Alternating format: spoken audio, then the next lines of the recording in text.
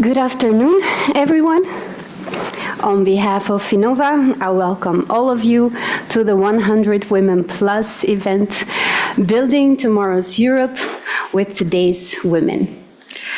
My name is Ermelinda Haidari, and it is my privilege to be your presenter this afternoon for this unique meeting of women and youth where the attention will be today. To commemorate Europe Day and to vindicate the role of women, we are meeting today at this event in Brussels, the capital of the European Union. Thank you all for being here, and to all of those of you who are following us on streaming from different parts of Europe. Would also like to thank our media partner, Entres, for the translation, for the live translation right now.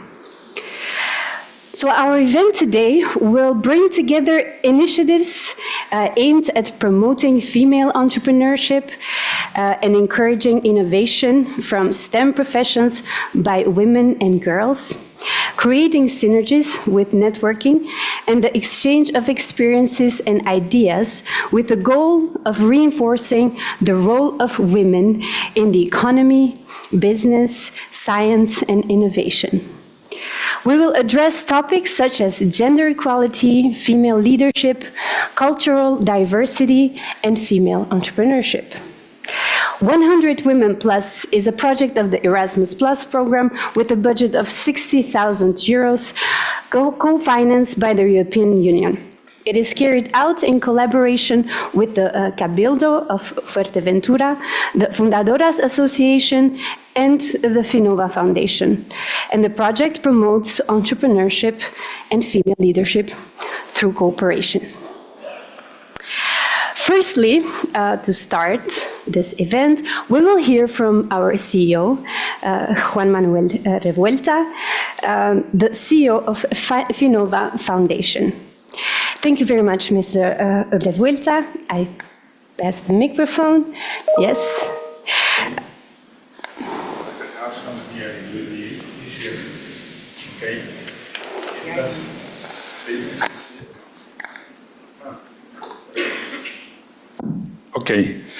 Okay. Thank you very much, Era, and thanks all of you for coming to our premises of the Finova Foundation. Today is a very important day for our foundation because of the values of the different projects we are going to present to you.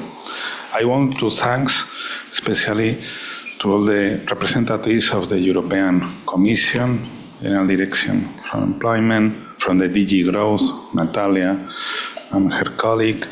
And what we have in this meeting room is a holistic approach. We have representatives from Enterprise Association, from Diaspora, from Albania.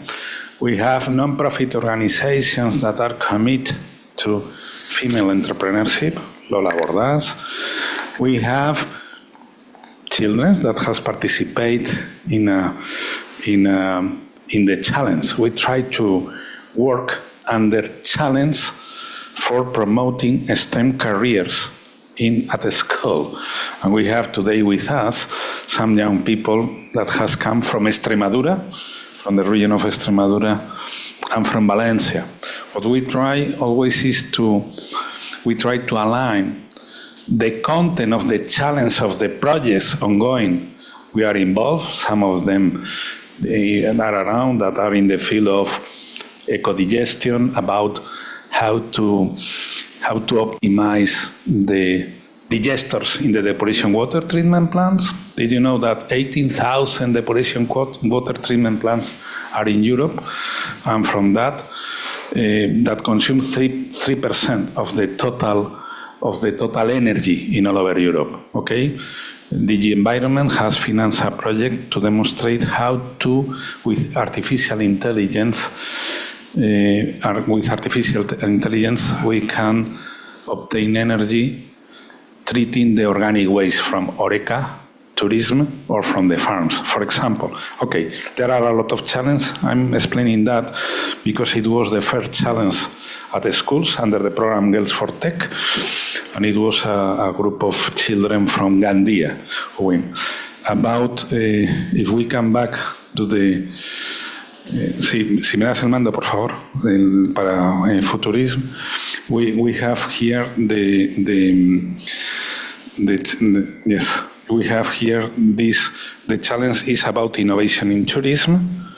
Okay, Finova Foundation, okay.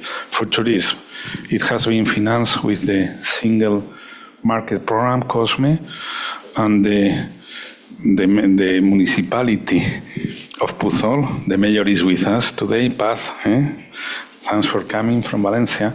They choose this challenge about innovation in tourism, and also our colleagues from Extremadura. But anyway, there are under other program. For tourism is a project that has just is starting from some months ago. We have restructured the program and tries to develop how to innovate in tourism, the future of the tourism, to in transition digital, but also all what is sustainability, zero plastic, energy efficiency, circular economy. You cannot imagine how many tons of textile waste from the hotels. And okay, we have another COSME program, CircoAx, and we learn a lot in that. Okay, this is, as we have included Valencia City Council because they are the European Green Capital and they are very committed and they have the natural lake of Albufera that is in terms of biodiversity. But we have partners from Croatia, from Austria, from Germany. Okay, the good news, if you know some startups or scale-ups in the field of tourism, they can receive up to from 20,000 euros up to 30,000 euros for the scale-ups. We have also here the new director of the regional office of Canary Islands. Welcome, and where you have a big discussion now about the future of tourism.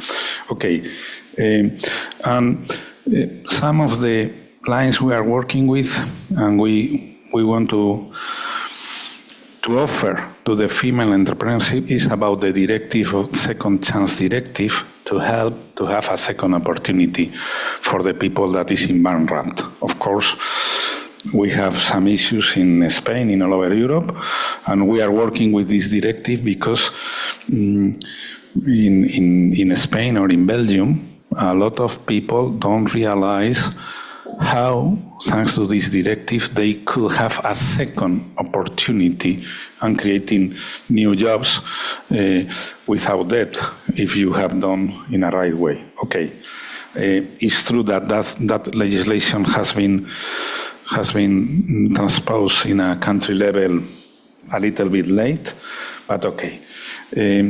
We are working in some strategic programs like Next Style Generation that tries to disseminate all what we do in the field of sustainable fashion.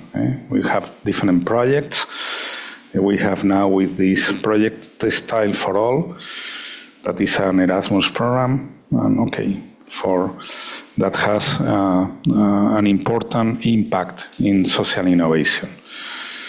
And that's it. We have here we are trying now with in artificial intelligence with a partner, all this translation in Spanish. I think it's also in YouTube or in a platform. We can follow that. And from Brussels, I say hello to the people that are listening to us. We have here. This is and that's it. And now I would like to give the floor to Lola Bordas, my colleague. And she's here not as director of marketing in Finova, but as a founder of Fundadoras. Thank you very much.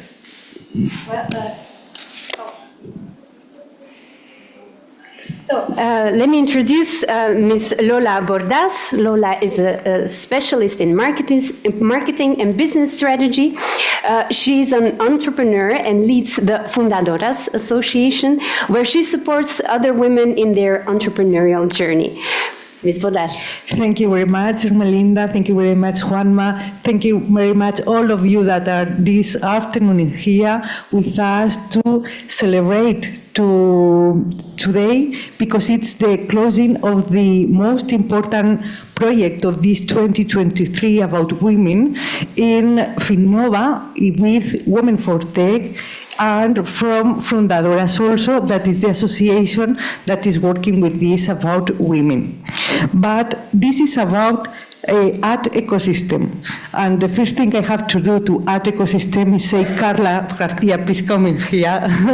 That she's the one that have been working really hard with all of you, with a lot of people from Finnova, working with this about women. So what's that? What's 100 plus? Why Fundadoras is working with this? Why Women for Tech? It begins with something called art ecosystem, the importance of the projects that from different collaborations. The first one was about an Interreg project in the Canary Island with another project that were working about entrepreneurship with feminine people in Senegal, Canarias, Cabo Verde. And then we did Startup Europe Awards Women that we taking close with women. After that, we participate in the Women Impact, and at the end of the day, we say, okay, we have to go on with this. We have to work with women, and what we have done is this 100 plus project, that is an Erasmus Plus, and today we are doing the closing of this thing. What have we done in there? We were doing different events, formation, a lot of things in 1 year or more. But one thing that we are really interested to explain to you, because it has been really important, and people told us it's really nice and people want to go out with us, is this kind of summary folder that women entrepreneurship in Africa and Europe, and we are going now doing this promotion of these women in different events in different ways, and also we are we have finished this project, but we are not going to finish this one because a lot of people want to go with this, go to see them, and we are going to go out with this. And that's it, okay. Women, different women entrepreneurship, really important, doing important things. This afternoon we are going to speak with women entrepreneurship that will tell a lot of things that they are doing, and that's it. So, thank you very much. Thank you to all Finnova to participate in this project, and also we think we are going to do more things with women, and we will wait for you to participate with us. Thank you. Thank you so much. All right, now I would like to pass the word to Ms. Elisabeta Katiai. She's my patriot, coming from Albania today. She is an entrepreneur, the vice president of the Albanian Diaspora Chamber of Commerce, and the CEO of Porto Romano Consolidation Hub. Ms. Katiai. Thank you.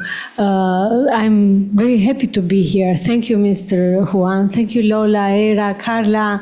You've done a great job, and it's defined with the presence of so many people. And I'm glad to see men and women together. But more, I'm very happy to see young generation here. So it's a woman, but it's girls.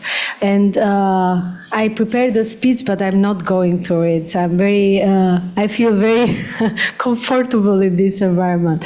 I have just to say you that I've studied in Germany. When I came back in Albania, it was my dream to come back and to contribute for my country. And I applied in 60 companies to get a job, and I received 0 interviews. So I was sad. And at that moment, I said, what can I do better? And I found myself in accounting. It was something that I was happy to say that I can qualify the finance department of the companies. I created a special service, how to say, to be, and I announced myself better than the other. I was convinced, and I opened the office with 4 first clients, Italian companies.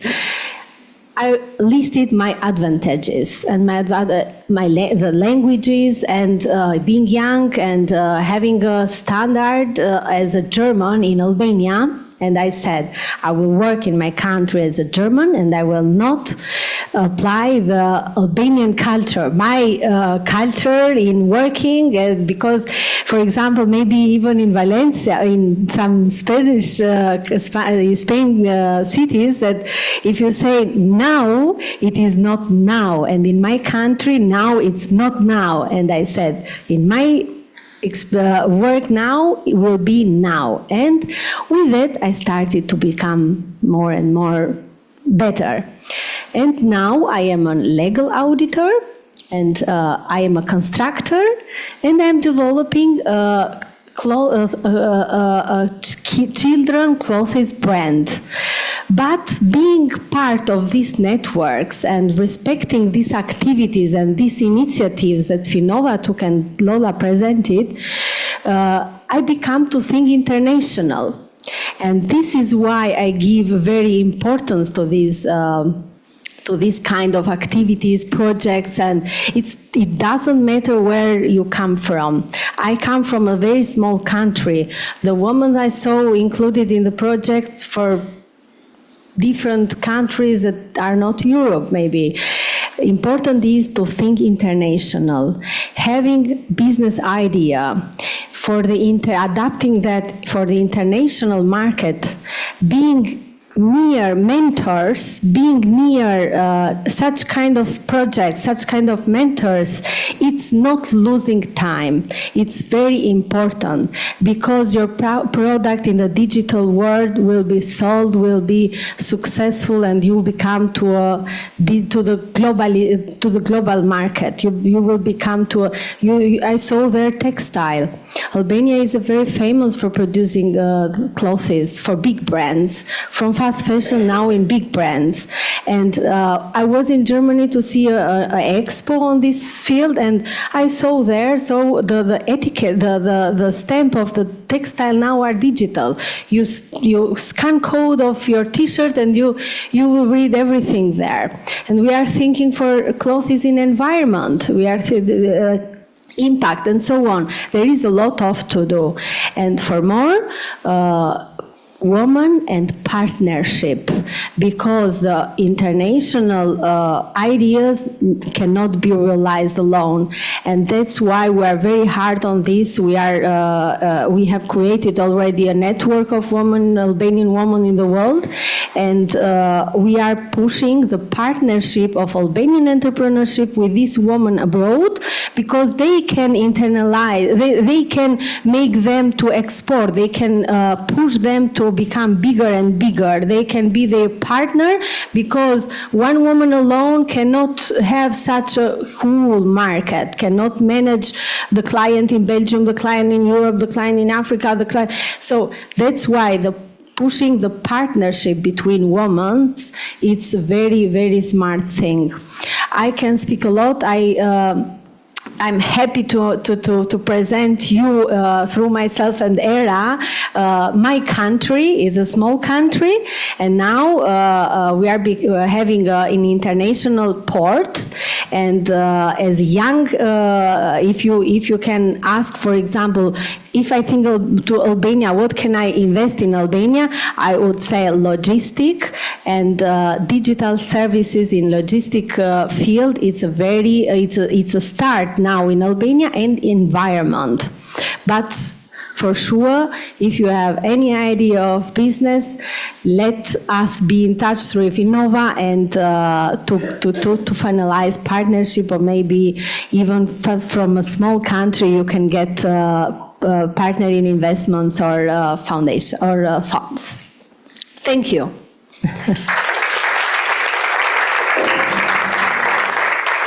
Thank you so much.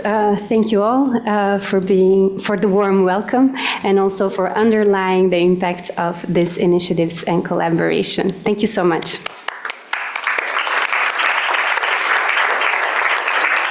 All right.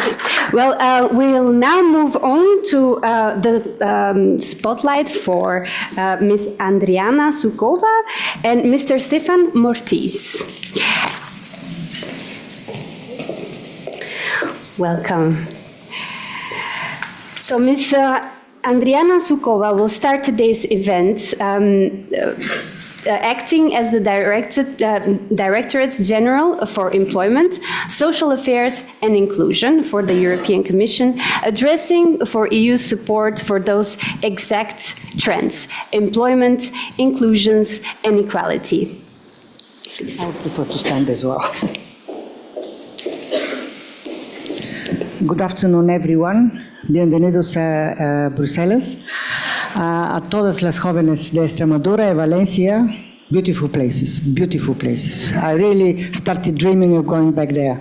But I first want to welcome everybody here, and I want to thank Finnova for organizing a project like that, because it is very important that, especially in the current month of May, which is the month of diversity, European Diversity Month, we are having the final discussion about the project calling and getting in women on the labor market, supporting them in their entrepreneurial ideas, but also guiding them on how to develop their ideas to a successful implementation. I think that this project also very well fits in the European Year of Skills, and you see the small logo of the European Year of Skills, which is closing tomorrow. It was a 1 year starting from the 9th of May last year and completed on the 9th of May 2024, putting the spotlight of everyone in Europe and beyond on the need to be ready to skill and upskill throughout the whole work life of people. And this is something which will not stop tomorrow after the closure, for sure. It will continue because this is a long term and it's a necessity for everybody. Technological development is so quick that we need to be very quick and very flexible and agile to adjust to the needs of the labor market. But it is also important that we have the right mechanisms, the right support, be it training foundations, be it educational institutions, be it financial support, so that everybody gets their skills to the modern needs of the labor market. It is also important that digital skills are becoming a natural skill. They're one of the basic skills. Without digital skills, nobody can advance or even survive in our daily life. Everybody has a phone, at least one, so we are attached to it, so anything we have is on our iPhones or our mobile phones, no matter what the mark is. But I would like to come back to the importance of this project for encouraging women to start their businesses, to be entrepreneurs, but also be part of the labor market, because only 2 in 3 women in Europe are employed, which is compared to 80% among men. And I want to say something which will not be very much liked by the boys and men here, but women have higher educational attainment, and this means that their capacity is lost somehow when they are not employed. Women are underrepresented in tech professions, and this is something that we very often hear. We have only 1 in 5 higher education graduates in information and communication technology girls. We have only 1 in 3 in science, technology, engineering and mathematics graduates women. And out of the 8.9 million employees in the ICT sector in 2021, only 20% were women. So there is a lot of work to be done to encourage girls to go forward for STEM professions, to be brave, because they can do it, but they are often disencouraged by external circumstances.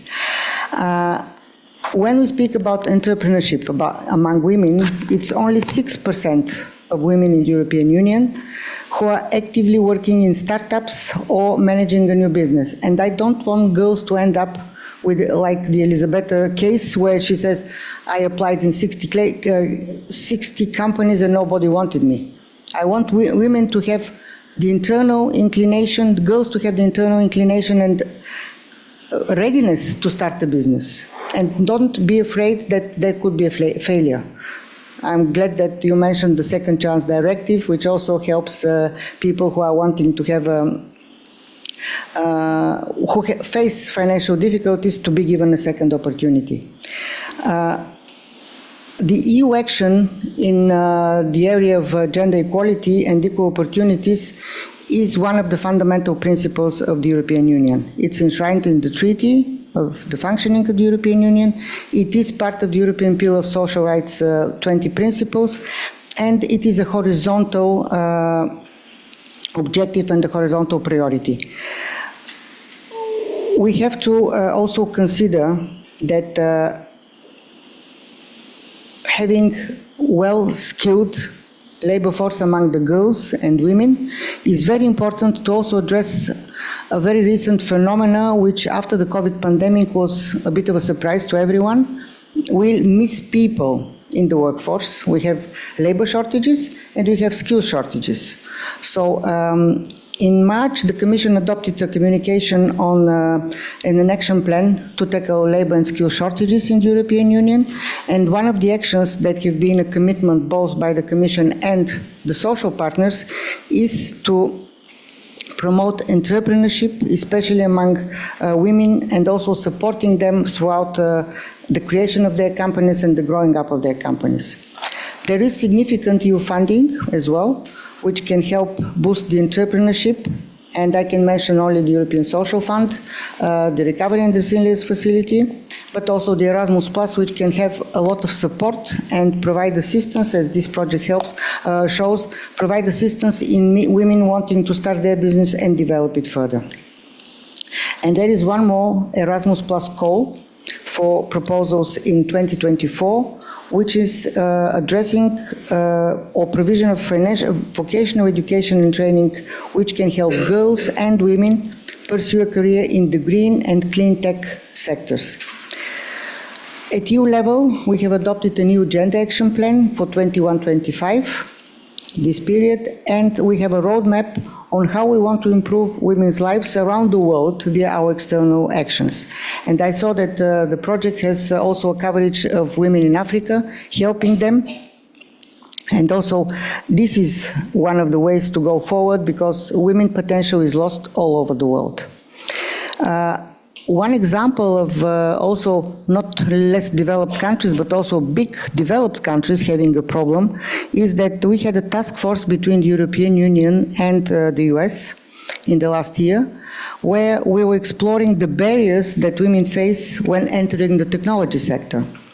And there is studies that we are funding and doing jointly with the Organization of Economic Development and Cooperation and Development, OECD, which says that girls lose interest in technology due to external discouragement, the lack of role models, and the high barrier to participate in adult training. We want to overcome all this. We believe that women have a rightful place on the labor market. They can be equally good, sometimes better, entrepreneurs, because they can multitask, as you know. And I think that the European Union actions and a lot of ideas that come from discussions, a lot of exchanges, and I'm glad that today there is a chance to exchange experience, practices. They can help and inspire people in taking a decision to act as individual entrepreneurs, but also the European Union is a global frontrunner for promoting gender equality. And I think that the project that is concluding today is one of the examples showing that if we work all together, we can strengthen the role of women in economy, and also we can encourage them to be more active in science, technology, and innovation. And I believe that among you, there are future very successful entrepreneurs. Thank you very much. Thank you very much, Ms. Sukova. We will carry on with Mr. Stefan Mortiz, the Secretary General of European Entrepreneurs and head of EU License Office, Der Mittelstand in Brussels, talking about the main challenges I apologize, in the entrepreneurial system. Mr. Mortiz. Thank you very much. Yeah. Do we have the PowerPoint? Yeah, thank you very much, Finova. Thank you very much, Mrs. Hachdari, for the invitation. And also, I am very happy to have this very young audience in front of me. Maybe we can start with a question. I guess you are all not yet in the labor market, correct? How many of you would like to go to the university? Could you please raise your hands? No, oh, very few, only 5, okay. And the others have already a job.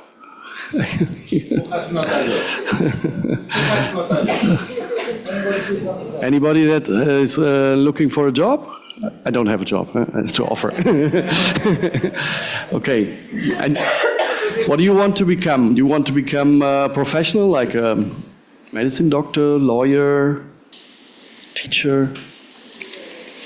No? Lawyer.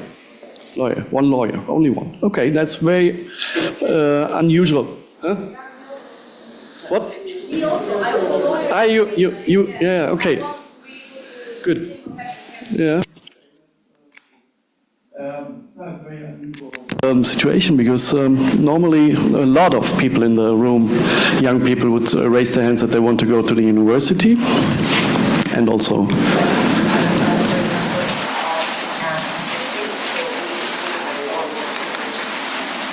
Again?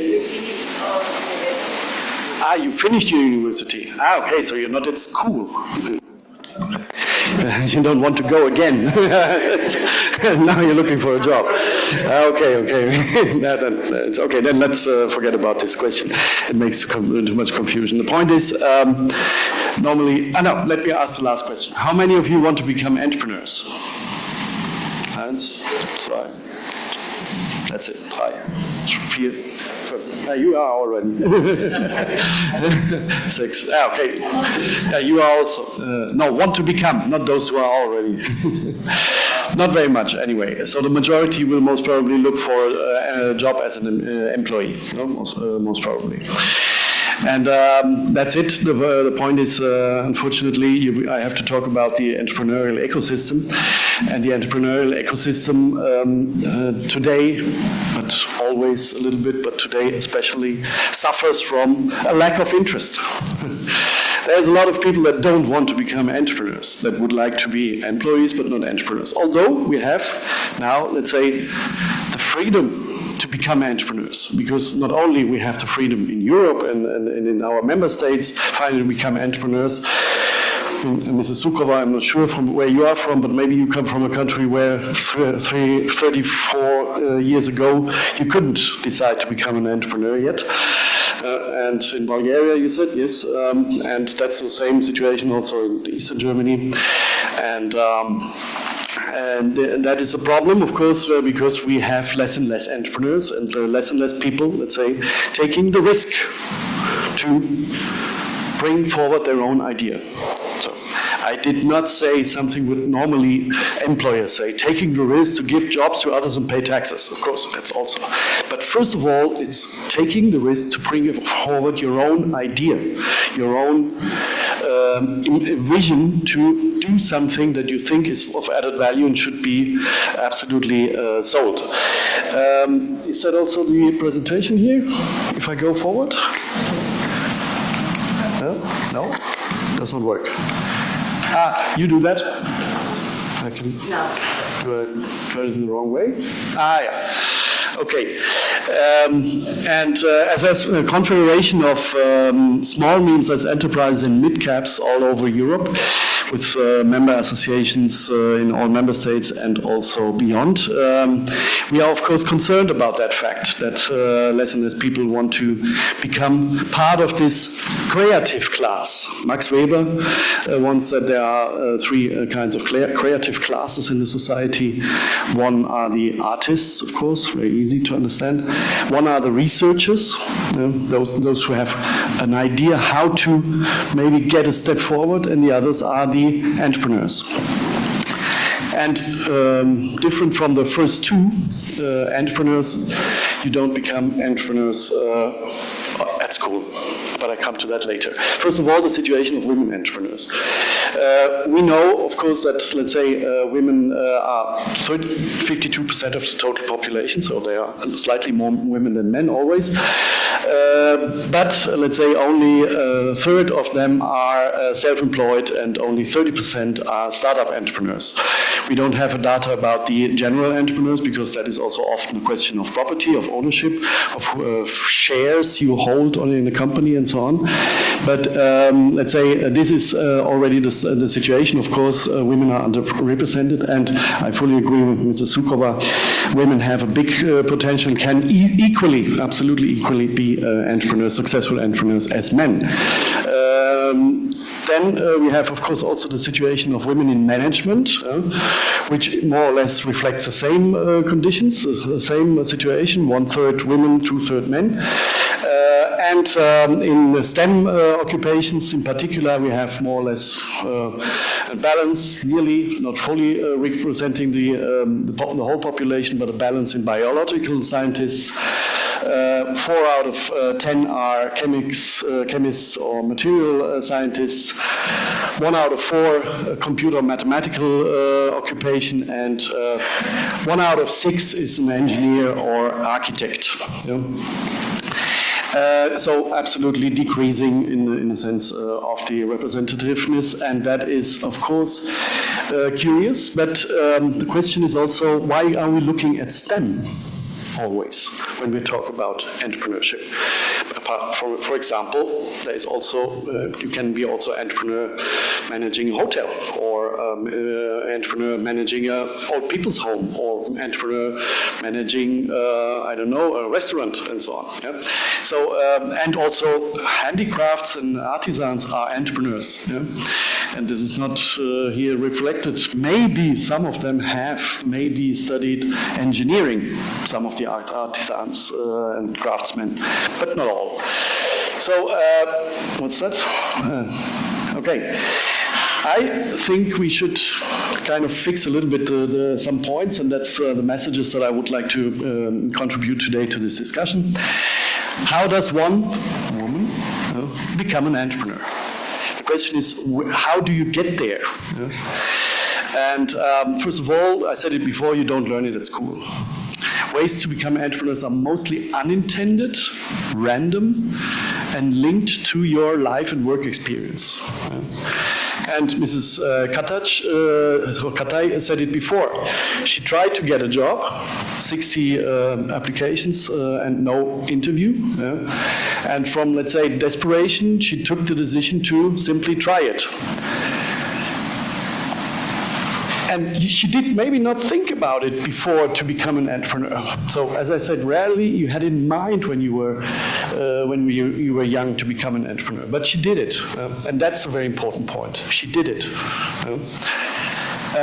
So most probably it's not only the desperation that she had in that moment, this sadness you told about, but most probably that was also economically difficult. But in that moment you were fully convinced you can do it. So you had your own intrinsic motivation, and that counts. Not necessarily, not competence. It's not what you have learned at school, not the check boxes, I know this and this and this, okay, 10 mark A and so on. You most probably do it as a self-affirmation. I want to be somebody, I want to count, and also self-redeem if you have somehow messed it a bit up. Can happen. And that's also why we always say when we propose programs for entrepreneurship training, don't look at the people with the A marks in the class. Look at the people that have repeated a year. They are much more motivated. often, because they have to self-redeem themselves, because they have made it, not only messed it up, but also their friends around them look at them, okay, he repeated a year, yeah, where will he go? And of course, yeah, role models help. If you are a daughter of a successful entrepreneur, auntie, grandma, whatever, that helps. And definitely you have most probably higher chances to succeed, because you already know that this is the way how you could work, how you organize your time, how you put yourself in relationship to other people. You learn also a little bit on how to sell yourself. But that is not the only and absolutely not the necessary thing, but you have to at least maintain a good network. So the ecosystem we are talking about is also your network that you have to build. And that is often learned not at school. You learn that but from looking at other people, how they do it, especially people with which you have an emotional relationship. Go out and play. And I say play. Exactly, I say play. Because even if it's work, be an entrepreneur, like an artist, is playing. You play with the elements. You have an idea, you have a material, you have a stuff, you have a potential client, you have maybe somebody that gives you money, and you try to put these elements together, and like a jongleur, you play with these balls and you go forward. And that is important. You must do it.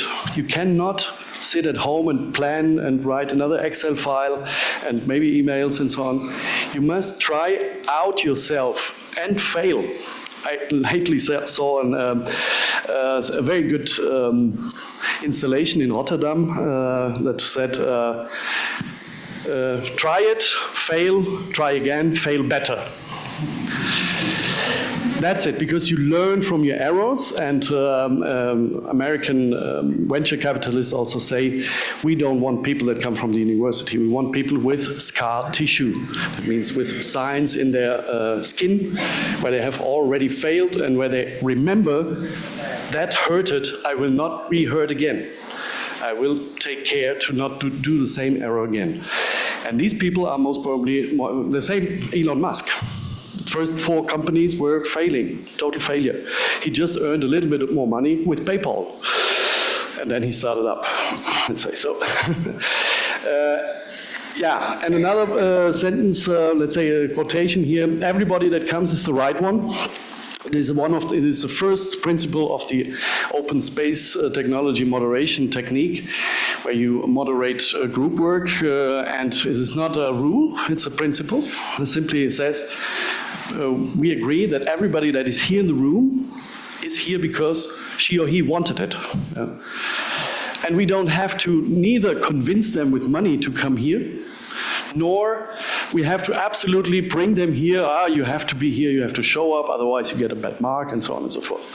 And we don't miss those who didn't want to come, because those who didn't want to come would never succeed.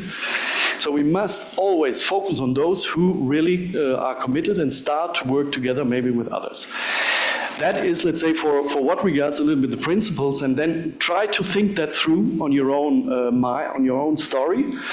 And then maybe we can talk about, of course, all the inhibiting factors that women in particular suffer. Of course there are. I don't want to say that's all equal and the same. But these inhibiting factors often are difficult also for men. So, for example, convince a bank to give you a loan. I'm not sure, but sometimes I guess women can also even be more convincing here, because they are normally less hazardous, less adventurous. So less, I can do everything. And so maybe the banks are happy to give you the money. But basically, every person that goes to the bank has a problem to get a loan if you don't have collaterals, so guarantees. Anyway, that's a little bit food for thought. Thank you very much, and we wish you a good discussion. Thank you so much. Thank you so much, Mr. Marquez. I would like hereby to announce the start of our first panel discussion with Wendy Agin, Fulvia Nannini, Lorena Billy, and Patricia Trejo. Thank you so much. Today's discussion is, of course, all about women's leadership and entrepreneurship. Initiating the discussion will be Ms. Wendy Agin, the co-founder of Gold Butter and business coach of She Did It, an organization that strives towards an inclusive space for womenpreneurs from diverse cultural backgrounds since 2018. We will also hear from Ms. Fulvia Nannini. She is acting as business angel, mentor, and advisor of Angels for Women since 2019. Ms. Nannini worked in some of the most important multinationals, companies, and in the IT sector. Then we go on to Lorena Billy, the founder of Furter, a digital realm committed to bridging the divide and empowering women across diverse backgrounds through Web3 technologies, combining her love for the innovative technologies with her desire to empower women.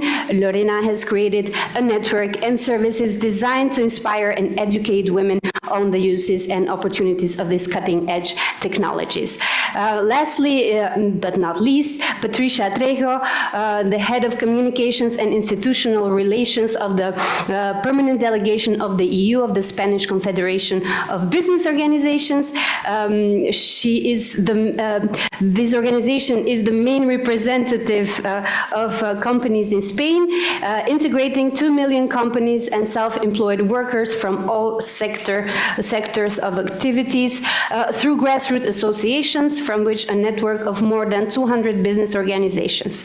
In Europe, CEOE is an active member of Business Europe, which brings together business associations from across the continent. Welcome everyone. I'm very happy to have you here today. So I would like to start with Wendy.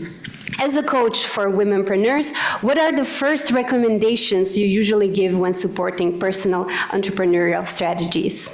I would say the first thing, sometimes people have an idea, but I always say, oh, okay, have you already seen if other people are interested in maybe buying the idea? Because sometimes as a founder, you're so much into your own idea, but it's important to also check if the market wants what you are making. So that's something that I see often. Absolutely crucial, yes. And Lorena, could you tell us more about the main challenges you faced as an entrepreneur? So there is many challenges. You have to be convinced about your vision and your dream, because it's not a fairy tale to be an entrepreneur, and it needs your efforts, needs to be worth your wish, so, or your dream, your passion. So you really need to be convinced and to be able to go through, because it's not a sprint, but it's a marathon. You have to persevere the entire way. So you need to make sure that you have this deep conviction that what you are doing is what you want, because you will be faced a lot of obstacles along the way. So that's one of the advice. Yeah. I love the direction this is going, like the conviction and actually knowing what you're doing, right? But also believing that you are the authority of that. Fulvia, to what extent do you think that women entrepreneurs face more challenges than men? And what challenges do you consider to be the most important? There are many challenges. I'm sorry for the voice, but I was sick. Many challenges. It starts when you grow up. Then you play with dolls instead of cars and so on. So the society starts to divide immediately what you are supposed to do and not to do if you're a man or you're a woman. And these have to be changed, obviously. At school, usually girls are statistically better, has better result, and at the university as well. Even in the tech or scientific career, the issue is that they are not self-consciousness of their ability to go on and to have a real career in the companies or by themselves as an entrepreneur in the scientific environment. We as Angel for Women, for instance, we are looking mainly at let's say only at female startup. And the result is that we are in a community of other angel groups, so we see and share information on all the startups. And female startups are better, are more productive, has a long life, they fail less, and they are willing to have success more than the only male startup. The issue is that the female startup are 14% in Europe only, and less than 1/3 of all the startups that are financed by European community are women only, or mainly women. So the challenges is the society, the culture, the fact that we as women do not believe we can do everything, but we can do everything. And the fact that in a mixed environment, not female only, but a mixed environment, the different approach that a woman can bring to the startup is giving an exponential boost to the startup, because they see they are more creative, for instance. They balance better the risk and the opportunity. So it's a match that is absolutely fabulous. But we need to insist with a girl to have the willing of doing it.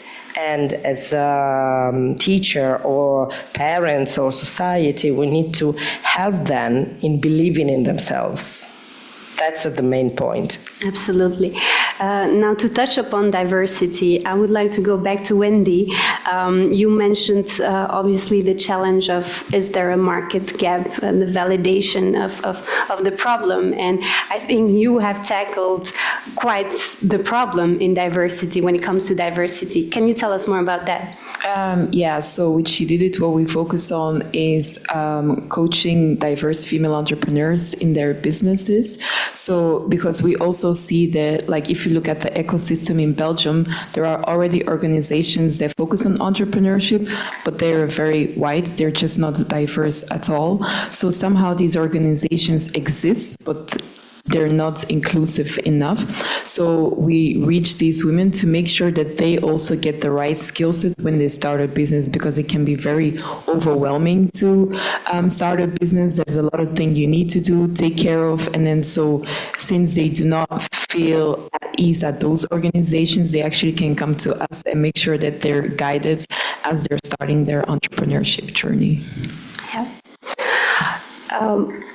We've heard skill set, confidence, and self-belief as the main focus points to actually promote or encourage women. Are there any other factors, like why is there a lack of inclusion and diversity, that you might mention? The question goes for the whole. I mean, the education. So there is a total lack of education in terms of entrepreneurship, and the gentleman before told it clearly. This is true, and the school and the university do not teach you how to create a company or how to have a successful company, better than creating only. They teach single things that can be used to create a company, but there are no practical things on doing this. Right, concrete practice-oriented programs. Yes, please, Lorena. And also I can add that being an entrepreneur, having the idea, it's the first step and the easiest one. But then all what comes after, it's what we don't learn, and how to build it, how to launch it, how to be surrounded, and how to maintain. And it's very, that part that is the most important, and where most of the people will stop. It's because we don't have the skills, we don't learn about it, how to be an entrepreneur. And personally, for example, I don't have any role models in my family, and I'm being coached to develop myself personally on the side, not only to develop a business, but to develop my skills as well, and to own my place in the entrepreneurship market. So it's very important that you invest in yourself, and not only in the idea or the project, the company that you will build. So if you want to go further and to go far, you need also to be your own asset. So it's very important. And while I am also developing my business, I learned along the way that you have to be strategic. You can be very exigent with yourself, but it's not alone that you will be able to build a business. So you will need also to think strategically how to build your idea in your business, and how to spread your competences and delegate and be surrounded, do the networking properly and everything. So it's very important that to keep your mind strategic. Yeah. Thank you.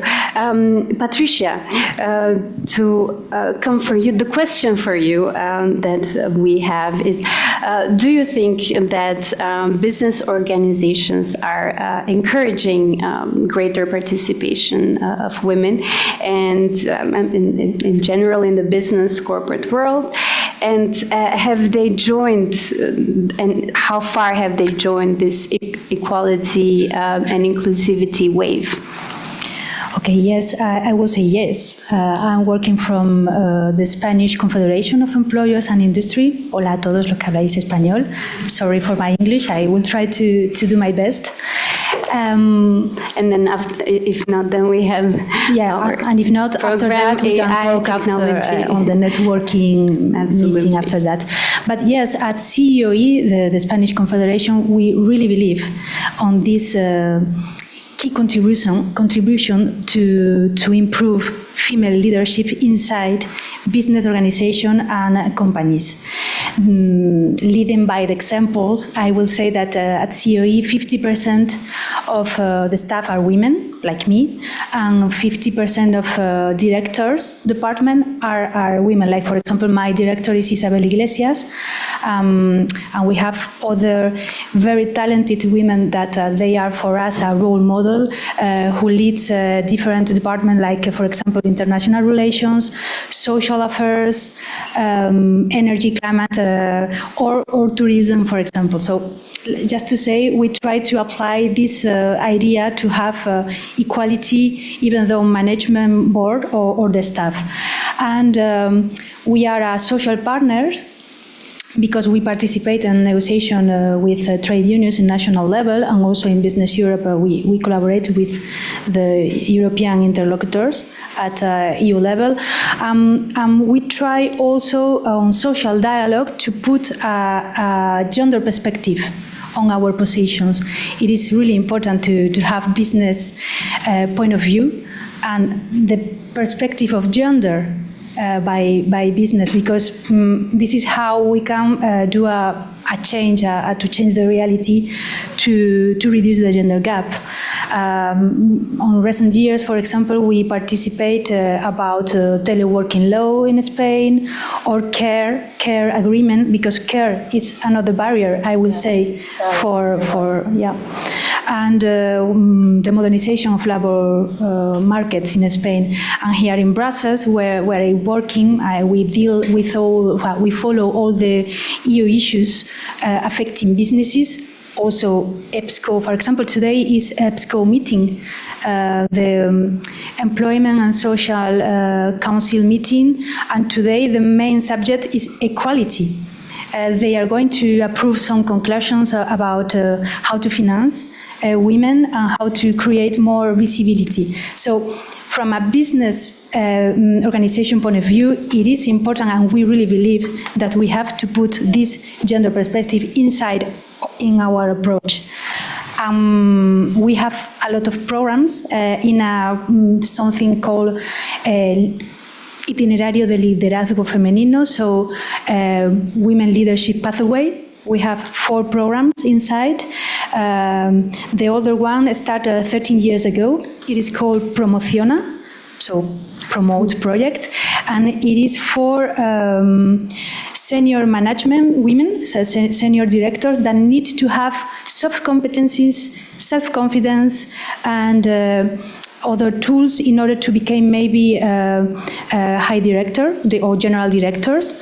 And I could say that more or less 1,300 women from 800 companies already passed by this program. 52% of them has already promoted. So we think it is an example of how to create network and how to help women inside a workplace to gain confidence and to believe in them. We have also another program for intermediate levels that is called Progresa, so Progress program, and it is for head of units, let's say, in order to become a role model inside the organization and to be key between the directors and staff, and how to achieve innovation inside the organization. And I think another is really interesting because we have young people here, young future professionals. We have a Proactiva program.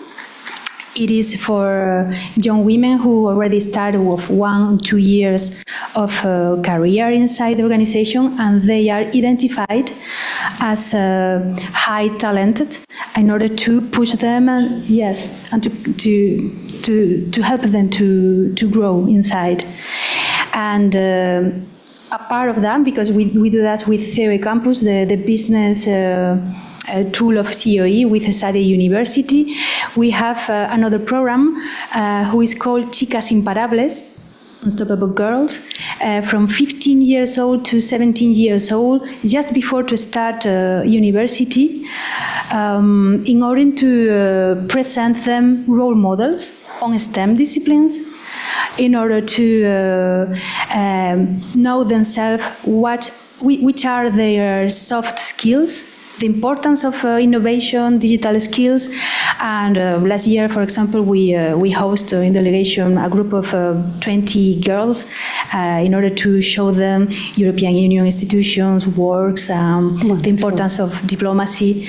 So yeah, I would say we have a lot to do, and we believe in that. There's a lot of progress and there's a lot of initiatives. But a lot to do. Still a lot to do, Yes. obviously. On the topic of a lot to do, the question goes for Fluvia. You mentioned financing, obviously, as a leader of Angels for Women.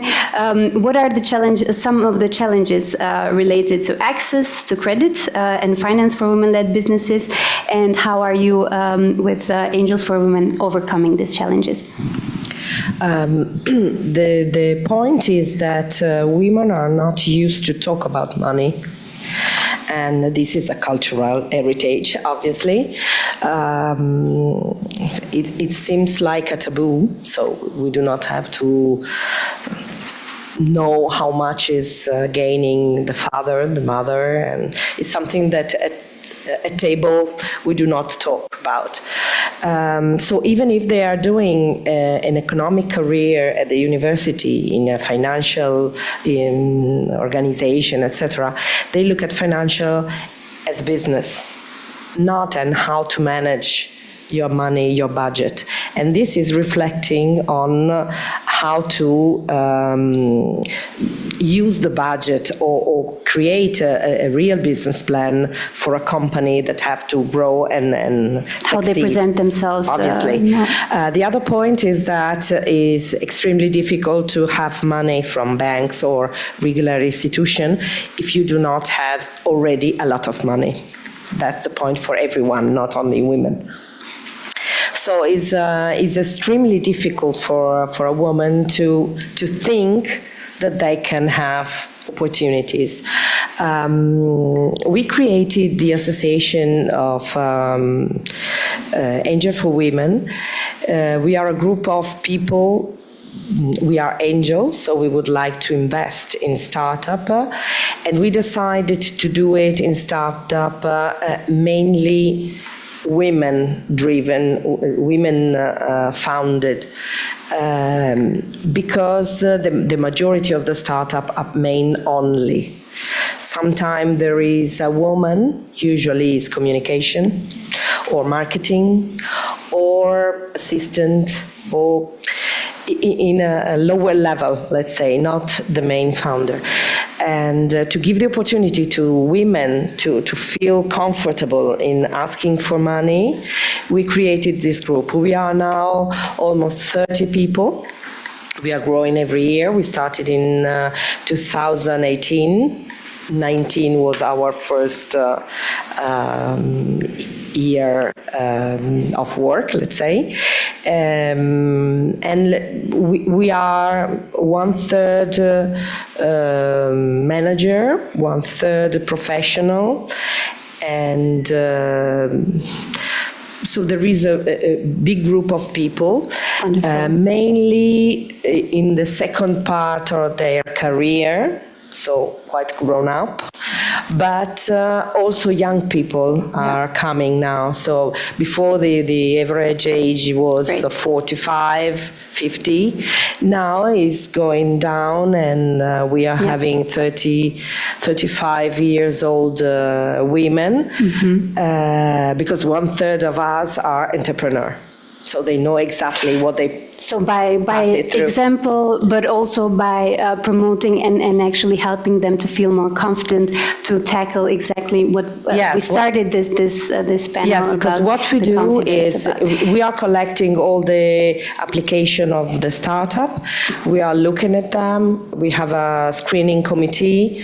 So we decide the one that are ready for us to be presented. Then we are interviewing them. We are doing due diligence, of course, and we are presenting 4 times in a year, every quarter, to all the group of angels, the startup. They looking at the time. Thank you so much. That sounds amazing. Just one thing. We are helping them as mentor. That's the key point. Wonderful. Wonderful. Just a last question for the entrepreneurs on this side. Just to share very quickly something from your experience on financing. Well, I can share something short on my personal side with Goldwater and our She Funds also. So yeah, finances is just difficult also as a woman. And then for women with diverse backgrounds, sometimes you want to start your business, but then you're hindered because you don't have enough finances.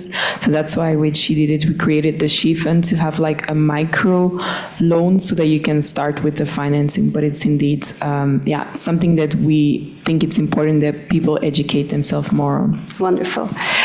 I think we're gonna wrap this up. Thank you so much. Of course, you have a lot to share, and I invite you all to interact after the event. Thank you so much for participating.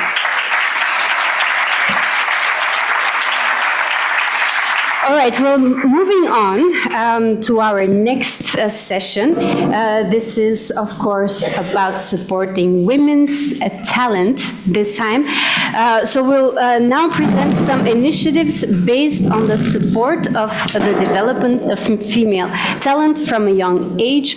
We welcome some of today's main characters. First of all, Girls for Tech project, an EU-funded initiative that seeks to promote local technological innovation led by girls between 8 and 18 years old.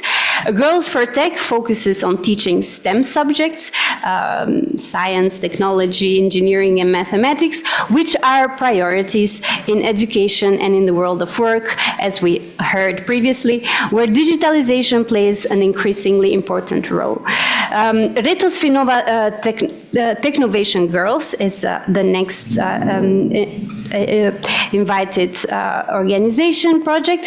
It's a Finnova Foundation who collaborated with Technovation Girls through a series of challenges that linked to real projects in partnership with Finnova in line with sustainable challenges of the United Nations. These young people of any gender who were welcome to participate in this challenge, and only requirement would be that the groups were led and headed by girls. We now have the pleasure introducing Ms. Paz Carceller, the mayoress of Putzol municipality in Valencia, Spain, and she's joined by a number of the municipality's young students whom we also extend a warm greeting to and whom will be showcasing their work produced inside the Girls Tech projects. Thank you.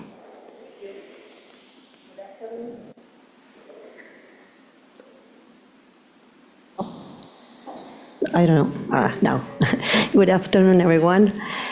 Thanks for welcoming us in this project. I'm very proud of being here representing my town, Putzol, and it's important to me to be able to talk about equality and opportunities to women.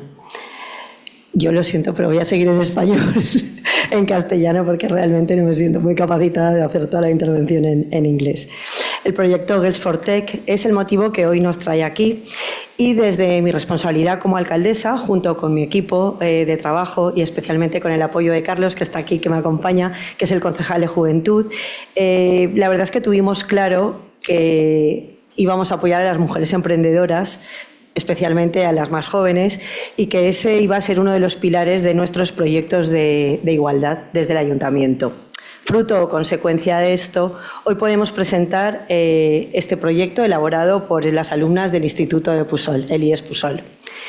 Es fundamental que desde las administraciones públicas apoyemos y demos visibilidad a las iniciativas de participación juvenil, siendo si cabe más importante poner el foco en las mujeres y especialmente en las jóvenes y en las brillantes, vamos a llamarlas, porque ellas destacan entre el alumnado de su instituto. Todos sabemos que hay ciertas áreas o campos profesionales, como las STEM, que ya han salido durante la tarde, que todavía siguen un patrón muy masculinizado. No por falta de talento femenino, sino quizá por la falta de referentes y también por la falta a veces de apoyo institucional. Algo que, por suerte, está cambiando y este proyecto y otros similares pues son buen ejemplo de ello. La Unión Europea es un escaparate siempre positivo de la puesta en valor de las mujeres y de la ruptura de los llamados techos de cristal.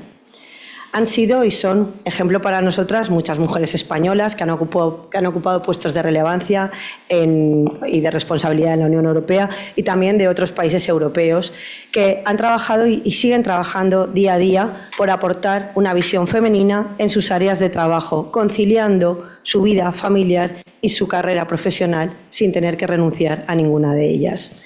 Me vienen a la cabeza las dos que ocupan actualmente los puestos de más relevancia, como la presidenta de la Comisión, Ursula von der Leyen, o Roberta Metsola, presidenta del Parlamento Europeo. Por supuesto, también quiero agradecer a Lola, no la veo, aquí la veo, a Lola, CEO de Finnova, y a Juanma Revuelta, que además es compañero mío de universidad, con lo cual, Juanma, todo el soporte que nos han dado, por supuesto a todas las chicas y a todo el equipo de la Fundación Finnova, que nos ayudan y facilitan el trabajo y sobre todo pues poder haber compartido estos días aquí con ellos y haber podido compartir con las alumnas del instituto esta experiencia tan positiva que seguro que la van a recordar siempre porque van a sacar conclusiones, como digo, muy positivas que les van a venir muy bien de cara al futuro. Pero me dejo para el final quizá lo más relevante, que es el proyecto ganador de este Girls for Tech. Un proyecto que ha supuesto un esfuerzo añadido a sus ya muchas tareas, a todo lo que realizan, son estudiantes, además están en primero de bachiller, ya casi llegando al curso clave, que es el segundo de bachiller y la EBAU, y con este proyecto que ellas han realizado superaron a proyectos de otros municipios como Benaguasil y Albal, que también se presentaban, y ahora tienen su reconocimiento y están aquí en Bruselas por eso.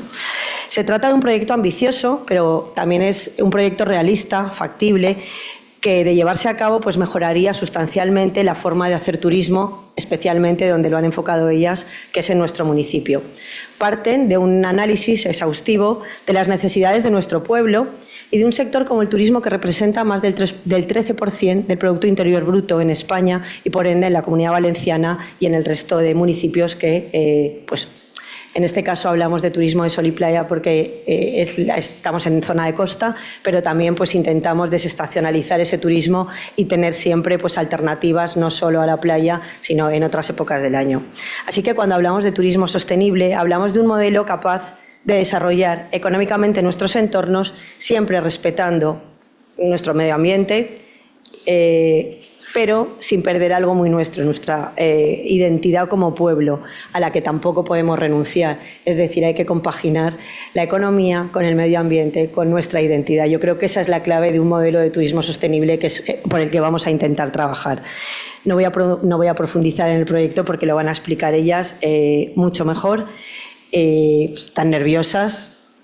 Si se equivocan, pues perdonarlas, pero están nerviosas, es la primera vez que lo hacen y son muy jóvenes, así que sin más les voy a dar paso agradeciendo su atención y su interés.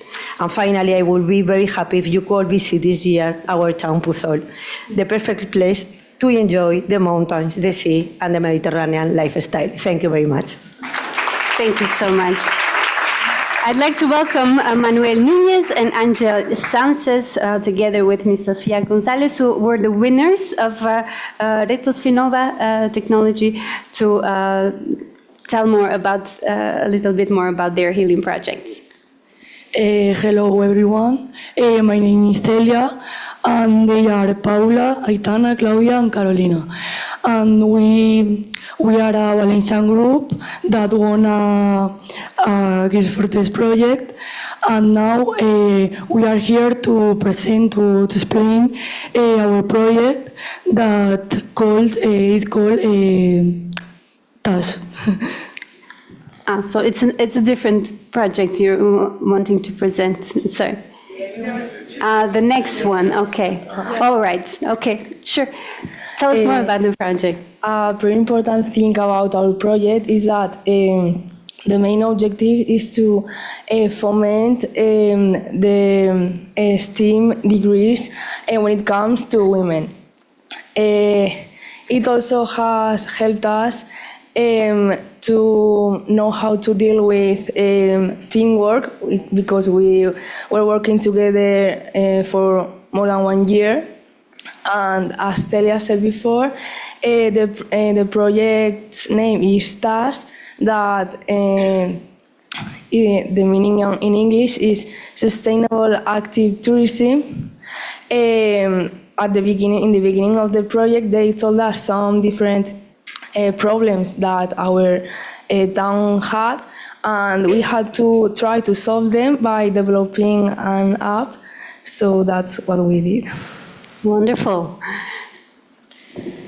Now I'm going to explain our value proposition, and I want to say that our main objectives of this app are, firstly, to discover places that people don't know of the town, and also to improve sustainability. Then we also want to provide a better communication throughout the town, and to provide also a service for both youths and adults. Moreover, we want to promote local commerce and tourism, and lastly, we want to encourage the improvement of physical condition, and also to improve the physical condition and respect for the environment.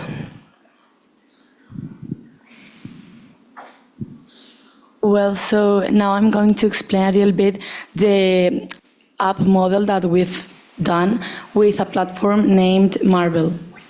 So first of all, after signing up, we would have the menu that it is a map. And on the left top of the screen, we would have the menu button that would lead to other tabs. The first one, next. Oh. Yes, the first one would be the skates and bicycles. Here, you would be able to see where they are and to book them, because they would be another kind of, another mean of transport that doesn't contribute to pollution, because they would be charged with solar energy. Then the second part would be the steps challenge and the bonus. Here you can activate this part when you walk around the town for counting the steps that you are doing. Then you can exchange these steps for points, and then these points for some tickets that you can use on the local trade for having free things. So this way we could encourage the people to use the local business. Then the third part are the routes. As our town has sea and mountain, we think that people doesn't know really much the routes that they can follow through a mountain, for example, or for going to the beach. So this is why we've thought that it is recommendable to have some like preset routes so they can follow them, and they can order them by difficulty, time, or whatever they wanted. This way they would start walking more and using less like their own mean of transport, like the car, for example. All right. Well, thank you so much. Just to comprise a little bit, maybe a last word. Like, how was your experience for this, and how did you experience the whole project working together? Yeah, I'm afraid that we don't have a lot of time because it's extended everything, but I would definitely love to hear some closing remarks and what you would like to share. So we can hear more about also shortly about the Helium project. So what was the question? What was your experience and what did you like, and how was working together for Girls for Tech? Well, as my colleague said, this project was a really long one. We spent more than 1 year doing it, and we learned a lot of different things working on it. The most remarkable ones would be working together as a team, and also a lot of things that we learned during the process of creating an app, and also like developing a plan, an economic plan for the app to work. And it was really interesting. Thank you so much. Yes. Beautiful project, and shortly we don't have the girls of the team here of the Helium project, but please introduce yourself and tell us shortly about Helium and the project that you followed. Okay, good morning. My name is Manuel Núñez Gutiérrez, and together with my classmate Ángel Sanz, Sofía González Ruiz, and Laura Cuellar Carrillo, we have been working in a project called Helium at IES Alba Plata in Fuente de Canto, Badajoz, Extremadura, Spain. Now we are going to show you a video. Now we are going to show you a video where we will explain the basis of this project, that is bringing back some old buildings where the serial of the areas were kept. Great.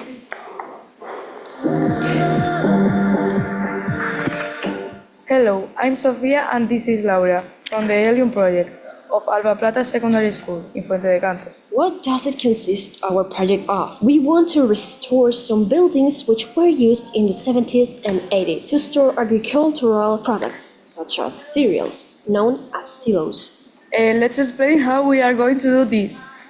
First, we will paint graffitis on the front walls to attract tourists. Then we will set up vertical gardens as a green area. After that, we will design climbing walls so general public can enjoy this place. In addition, inside these buildings, a great variety of creative workshops may be developed, and where groups such as firefighters, police officers, and rescue teams can show some of their useful activities to our society. And finally, parking plots will be facilitated for caravans to have a rest while they are visiting our village. We have designed an app called Dentro Silo, where 1. You can choose the silos route, which allows you to go sightseeing around Extremadura, taking advantage of our wonderful gastronomy and the guided visits in the locations where the silos are. 2. You can book the climbing wall activities. 3. You can also book the motorhomes facilities. And 4. You can attend the different workshops that are going to be shown inside the silo. You can find us at www.elium.com, where we explain everything related to our project, the activities that we are developing, the different routes where our silos are, the places you can visit, and where you eat or stay. As a conclusion, we could say that our aim is to restore historical buildings in nearly abandoned areas. Besides, you can also know amazing landscapes in Extremadura without forgetting their well-known gastronomy, art and culture, while contributing to reduce the carbon footprint in our nature. Have fun if you want it. Wonderful. Thank you so much, everyone, and I wish you good luck in your further careers as entrepreneurs. Thank you. All right. Well, we'll be moving on to our next session. This one is about the skills of the future. We will have Miss Leonie Bulting joining us to continue discussing the value of skills, ability, and training. Ms. Bulting works as a policy assistant for the Commission's Directorate General for Education, Youth, Sport, and Cultural, which is in charge of these cultural policies. In addition, Ms. Bulting oversees 2 projects in this field: Girls Go Circular and STEAM Fest. So, digital skills and gender gap in ICT. Thank you so much. So much. There we go. We've been here a long time and we're very delayed, so I'm gonna just do this very, very short, but it's been a real delight to see the actual young people here presenting their own work, because in the Commission we really try to get young people to Brussels and have them have this experience of presenting it, so not only in their respective countries but also have the opportunity to come into international situations. So I'm very happy to see that. I'm just gonna breeze around it. So I'm from another part of the Commission that deals with education. So this project is funded by Erasmus+. So where I work, we basically manage the Erasmus Fund program. And we have a thing called the Digital Education Action Plan. It's really about 2 things. It's making sure everyone has digital skills, because many people don't. And it's also about making sure that schools and higher education institutions, but also VET sector, is supported to transform their education to use digital tools and skills for education purposes. I mean, we've heard this all day. We have no girls in ICT, or we have very, very little. So again, these are the main numbers. I just put Digital Decade there because that's the big high-level strategy on the Commission front to try and tackle this issue. So they have a real target. So by 2030, we want 20 million additional ICT specialists. Because we don't only just miss girls, we also just miss ICT specialists. You see that 60% of EU companies, they have difficulties hiring ICT specialists. So we have a mass shortage. So the fact that girls are opting out of this is problematic, but this story you've heard today. So we're doing stuff about it, we're trying. I'm gonna talk about 2 things: Girls Go Circular and STEAM Fest. So this is a short video on Girls Go Circular. It's maybe less boring if I talk, so I hope this is a pretty good video. This is to introduce you to the initiative, so I hope it works, otherwise I talk you through it. The jobs of the future will be driven by technology and sustainable innovation. Does that mean new employment opportunities for everyone? Not quite. women and girls are yet to play an equal part in this digital green transition. For now, they add up to only a third of graduates in science and engineering, and 17% of the workforce in the tech sector. That's why the European Union wants to boost the inclusion of women in science and technology with a groundbreaking educational programme. Girls Go Circular helps 14 to 19-year-old female students gain digital, entrepreneurial and green skills through an online learning platform, the Circular Learning Space. Available in all European Union languages, the platform offers interactive lessons and group challenges inspired by real-life scenarios, empowering students to become the entrepreneurs and innovators of tomorrow. More than 15 modules cover topics from health, food, mobility and fashion to artificial intelligence, climate change and plastics.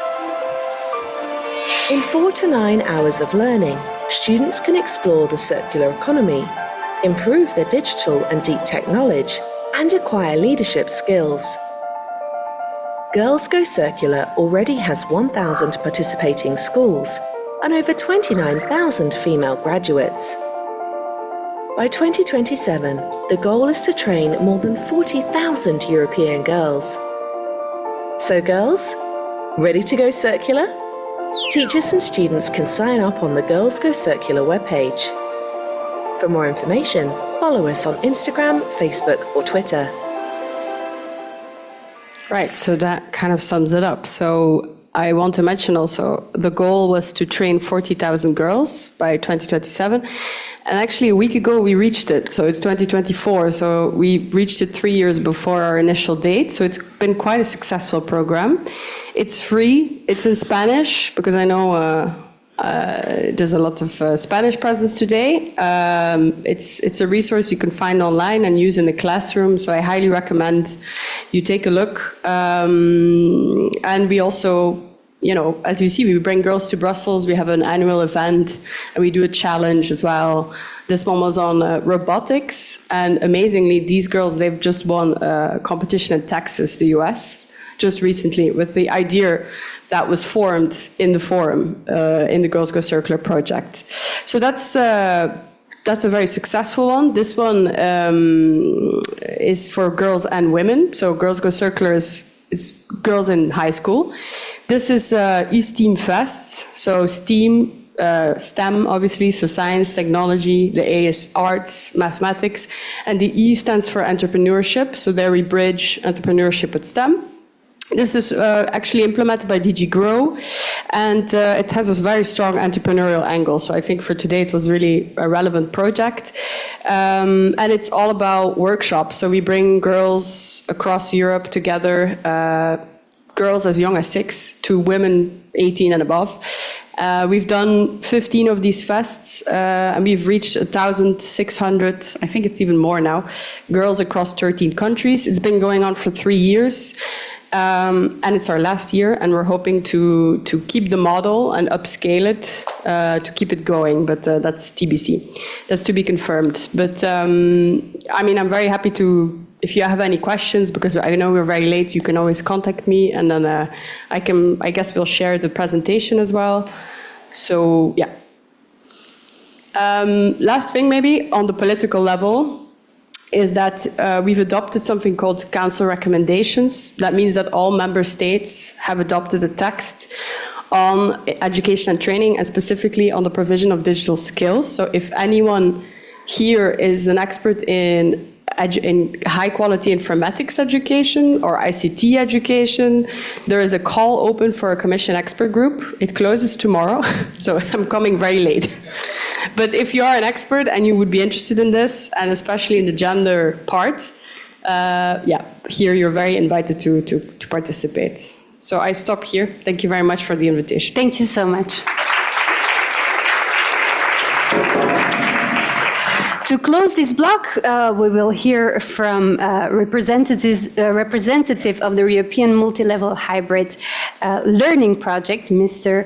Alberto Navarro. who is the Training and HR Director at Finnova, as well as Ms. Nieves Subales, the Director of International Area and Cooperation in San Valero Group, Mr. Luca Galasso, Senior Expert in Technological Innovation Projects from Environmental Technology Park of Turin, and Mr. Eduardo Mercado, IT Director at Finnova Foundation.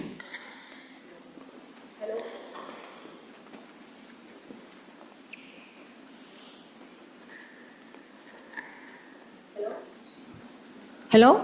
Yes. Yeah. Okay. Hello. My name is Nieves Tubalet, and I'm coming from an education group set up in Zaragoza, in Aragon. And we are promoting European projects a long-term way. And the origin of this project, multi-level hybrid learning, comes from the need identified from the companies, from the education world, and as well from the entrepreneurships that are requiring every time more and more qualification and more quickly. It is an Erasmus Plus project, and this are the partners: Finnova, Environment Park in Torino in Italy, and San Valero Group. The duration and the information related to the project, it has no importance, and this was our general objective: to support people to acquire and develop basic skills and key competencies to boost employing capacity in new specialties, skills and profiles, professionals associated with the deep and rapid transformation of the labor market. The thing is that companies call us every day asking for people trained in certain areas, but we have people, but they are not trained in the areas the companies need and the entrepreneurships need. So we elaborated this project in order to cover these needs, and we test and validate a new learning mode of training, agile, flexible, and focused to covering the demands that the entrepreneurs and the business world were asking for. And we introduced a new approach for especially qualification, combining vocational education training, combining university studies, and combining the know-how and the knowledge of companies that is the reality of every day. As a third objective, we produce and validate contents, expert courses for training people who wanted to be re-skilled. And as well, we enhance and use the flexible tools adapted to facilitate the acquisition of women's key skills in STEAM areas as well. These were our first two steps. And we applied and we ran surveys in different European countries, in Germany, in Austria, in Belgium, in Spain, in Italy. Surveys that were run in enterprises, in education institutions, and in the business world. And we produced a new methodological guide for a new professional training approach. We decided, as a result of the survey and the guide, to produce the 3 expert courses on robotics, IoT, training of innovation is a transversal content, robotics, blockchain, and cybersecurity. The target audience of these courses are starters of professional careers, people that have finalized the university, but they don't have the skills needed for the companies. And as well, people who was already working, but they couldn't do another things, new things, or having the possibility of gaining a new place of work because they don't have the knowledge that the enterprise needs.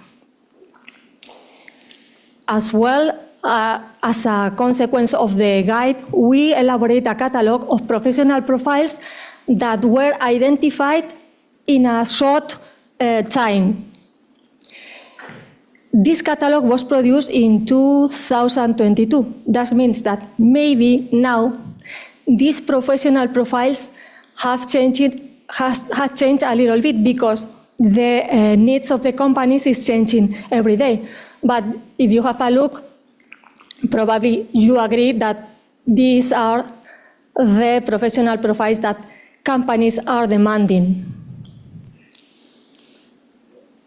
So for us, the key of this specialist course that we have produced between the three partners are new competencies, short period of time, because people is trained in 10 months, reskilling or adaptation to the needs, to the world, to the companies, and that we have elaborated the contents in collaboration with industries and businesses, expert people who have read the contents and had said, no, this chapter should be more deeper, or this chapter is not necessary, or something.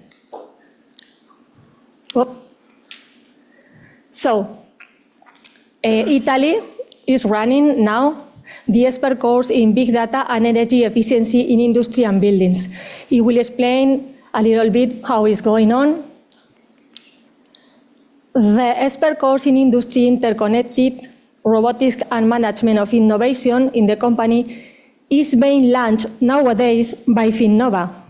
If you pay attention today and if you want to be reskilled in aspects like management of innovation, which is a transversal subject for you, you will have the possibility of writing to Alberto and to be part of the course, participating. But as well robotics or IoT, because this helps you as women, because today we have been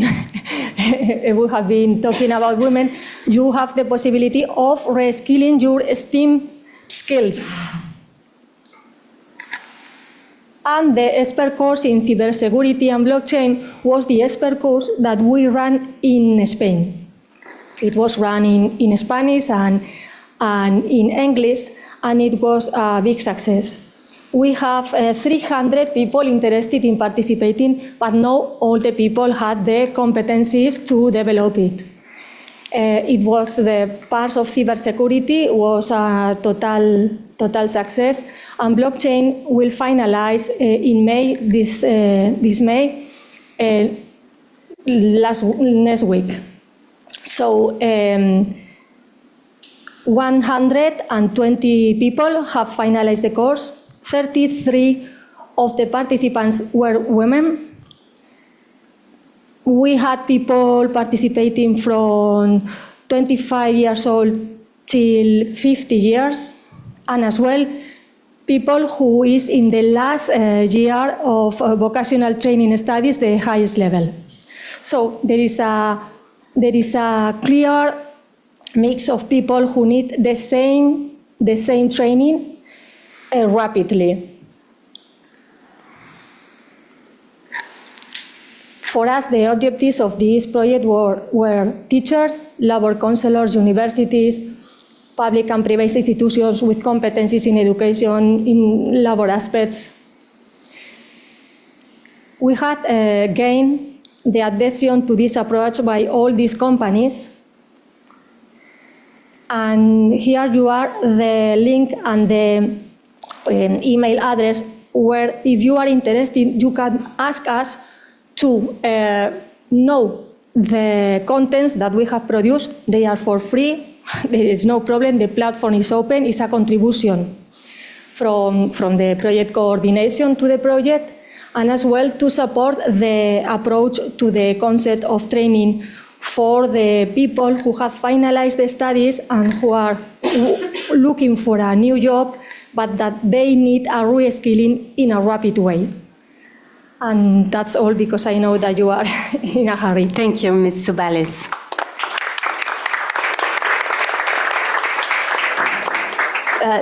Yeah.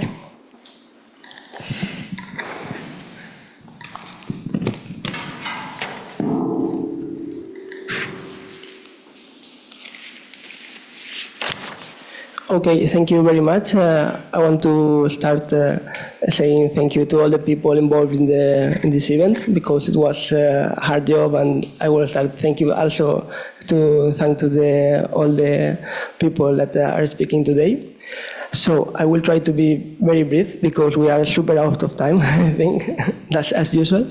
But as Nieves said, we are today launching the expert course that we are managing from Finova in the field of this European project, Erasmus Plus project. So this is the multi-level hybrid learning, the project, and we are launching the expert course in innovation management, Internet of Things, and robotics. Okay. I will share with you the presentation, because I will go fast today. So the expert course in innovation management, Internet of Things, and robotics is developed for the European project multi-level hybrid learning, and respond to the rapid technological evolution and the new digital transformation that is generating a gap between demand and supply in the labor market, which is progressively intensified with the need of new emergent professional profiles in the so-called Fourth Industrial Revolution. Okay. So this is a e-learning course, but this expert course focuses on the three main areas, as I said: innovation management, Internet of Things, and robotics. Each of these topics is delivered in a module in the e-learning platform, and which foster each one and represent as two model models. Most important thing is the expert course is represent 18 ACT credits, which is certificated as an expert course, university expert course, or expert course, which is 450 working hours. This is the detailed content of each module. The first module, as I said, is the innovation management. It's around 200 hours. And this is the module that includes. I will go very briefly with this. This is the module 2, that is IoT, Internet of Things. That is quite important now with this fourth revolution that we are talking about, and all the new skills in the STEAM area. This one is 150 hours. And the third one is the robotics specific, that is 100 hours of training. Okay, the methodology of the training course is we call this, well, I said, blended learning, that it combines the training in the e-learning platform and also the physically training. We will develop on physically sessions here in Brussels. The course will be developed in 3 languages: Spanish, English, and French. So you can follow it, part of the training course physically here, also the training within the e-learning platform, and the physically sessions you can follow it also online. Okay, but it's like a connection for everybody at the same time. The career prospect, as Nieves said, I don't want to talk more about this because the same. Okay, the admission requirements. Students, the training course is free, okay? This will be part of the training for the Talentium people, so you will follow this course. The students in possession of bachelor degree or equivalent, students of vocational training, students 20 years age with at least 1 year of experience in one field of this training, university graduates, and the students for a foreign university. Okay, so most of them you can participate. This is the University Expert Program. This is the specific University Expert. This is for university graduates, and if you are not university graduate, you have the Expert Program. Also the admission requirements. That is the same that I said. This is the assessment of the course, okay? 30% of the mark will be the following of the evaluation test, the compulsory on the learning platform, the units of the module. 40% will be composed for a compulsory test, the feedback exercises that we will follow in the presentational sessions that we will have. And also the 30% will be obtained with the physically or streaming participation. Normally the classes we will talking about with Eduardo to do it on Friday evening because it's easier to follow the lessons on those days. And also most important, when you successfully complete the e-training course, you will receive the certification.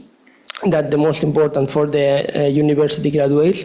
This is convalidated with ECTS credits, and if not, you have the certification of the expert course. For the duration of the course, I will ask to Eduardo to come here because he will develop the management of the e-training platform and the management of the physical courses. So Eduardo, if you want to come here and say something, or you can say it from here. Solo di que empieza ahora. Yes, please say a few words. Pues nada, el curso empezará ahora en mayo y recibirán un correo para que tengan toda la información y se puedan inscribir. Sorry. Also, I forgot to say that the certification is validated for the Universidad San Jorge in Spain. We are working also to achieve the certificate of other universities in Belgium, but the most important is that you know that this is certificated by the university. Okay, so you are doing like a training like the Finova e-learning platform, but this one is certificated by the university. Okay, also I want to remark that it's for free. You will receive an information about the registration for the course in the following days. Okay, so we are hope that you all follow the course. Yes, please let's enroll into the future. Thank you so much. Thank you, Eduardo.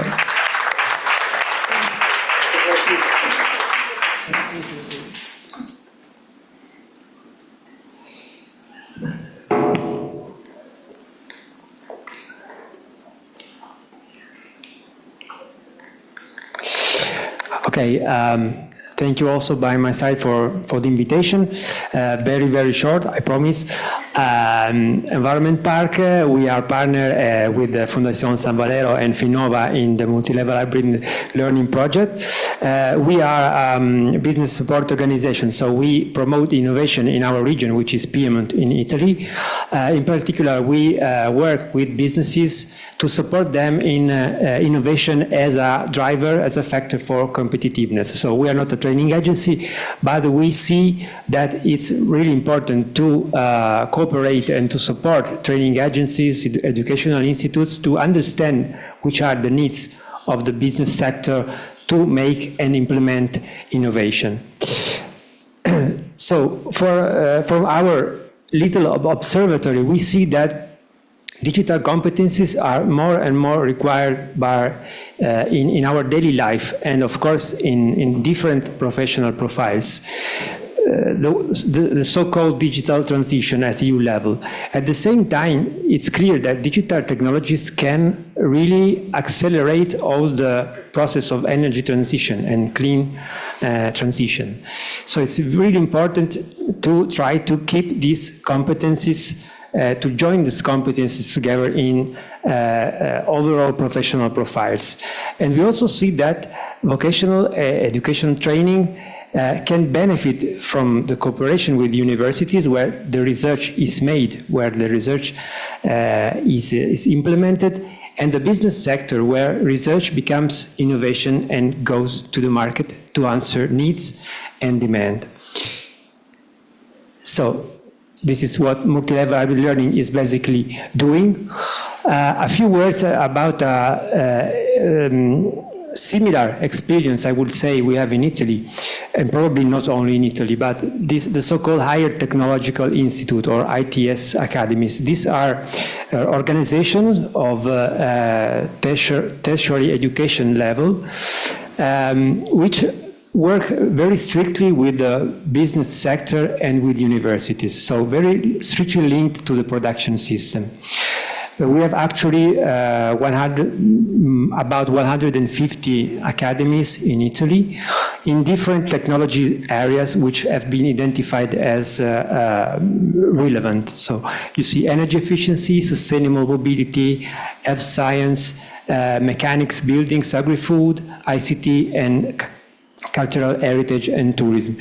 And one of these is exactly energy efficiency, which is the sector in which we work as Environment Park. These organizations are promoting, as I said, a strong collaboration between public bodies and private entities. These are courses of 2-year courses with a minimum of 50% of trainers coming from business sector, from labor market. So we saw multi-level hybrid learning as a real opportunity to test the possibility not only to develop a university-level expert course, as Nieves and Alberto said, but also to test the possibility to integrate this module, this kind of course, in an existing training, vocational training, educational training process. And so we developed the third course of the project, so this course in Big Data and Artificial Intelligence for Energy Efficiency, with the same structure as my colleagues said, so 450 hours course, 3 modules. The first one is about big data and data analysis, so all the competencies and knowledge that are necessary to manage big data, also for energy efficiency, so to implement artificial intelligence, to implement machine learning.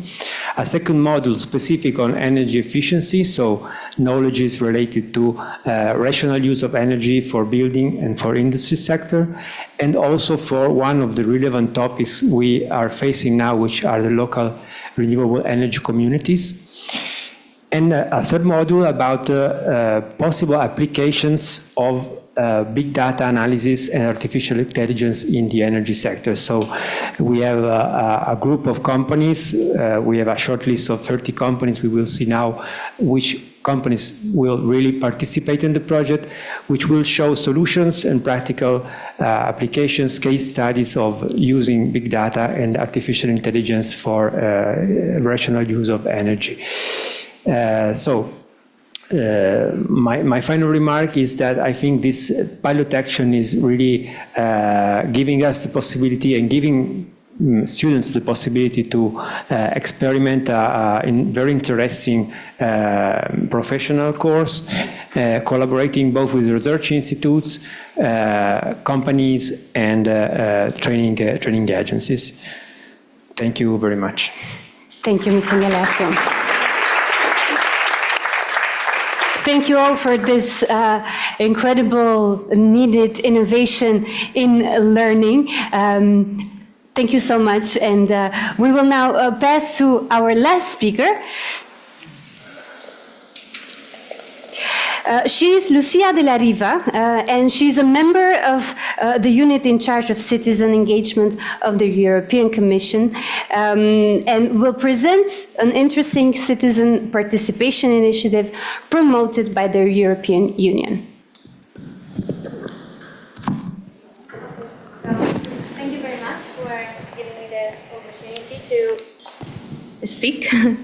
I have a very short presentation about the two projects that we're doing in my unit in charge of citizen engagement in the European Commission. So I will just briefly explain the two projects and the open debate that we have going on, which I think it's very interesting for all of us here in the room. So if I can just, my presentation is here? There? Great. Yeah, thank you very much. So I will be very brief. In my unit, we deal with two main projects. One is the Citizens Panels, and the second one is the Citizen Engagement Platform. And we have an open debate right now going on about how to tackle hatred in society. And I will just briefly explain to you how you can get involved. So the European Citizens Panels, as we say, they are democratic innovation. So the main idea is that we gather citizens from all over Europe to discuss topics on the political agenda of the Commission. and they try to deliberate to reach common solutions. And these panels feed into the work of the first stages of EU policymaking. We have done 2 so far, one on energy efficiency and one on tackling hatred in society, which is still ongoing. Here I've put a few pictures of our first session that took place at the very beginning of April. And the third session will be happening in a couple of weeks. It is live streamed in case anyone is interested in watching. It is a very interesting exercise. So how do they work? I will be short. They are 150 randomly selected citizens from across the EU, and they have to represent diversity, of course in terms of gender, but also in terms of age, socioeconomic background, the level of studies, and coming from rural or urban areas. And during 3 weekends, they draft policy recommendations to help the Commission in drafting their policies. So as I said, they are randomly selected, so it's only a few lucky citizens that get to be called and invited to the panels. So in order to give the opportunity for everyone to contribute to the debate, we have the Citizens Engagement Platform, which is basically a platform for all of us to contribute to the ongoing debates that there are. It is multilingual, so it allows all of us to speak in our own language, and it gets automatically translated into the 24 official languages of the EU. And yeah, I've put here a QR code in case anyone wants to contribute to the debates. We have 2 open, as I said, the one on energy efficiency, which is the one that you will find following the QR code. And if you click on homepage, you will always have there all of the available debates. And seeing from the interesting contributions and projects that were shared here today and the diverse audience, I encourage all of you to bring your own perspective to the table. Yeah, thank you very much. Thank you, Lucia.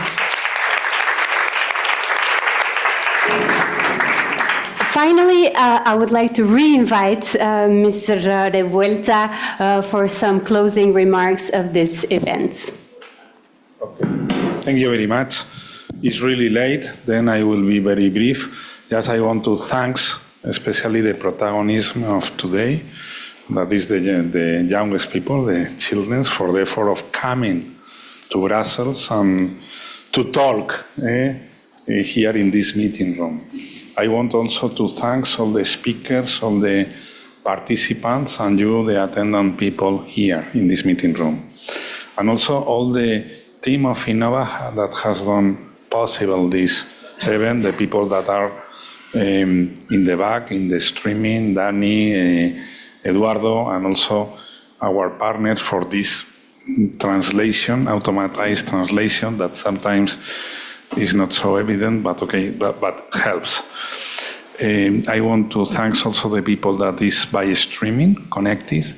All the content will be available in the following days in our YouTube channel.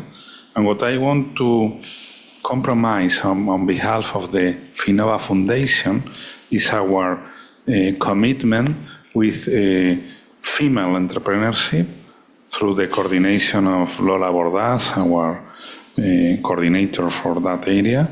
But as you have seen, we try hard in involving in every EU funding project we work the gender dimension and also the entrepreneurship.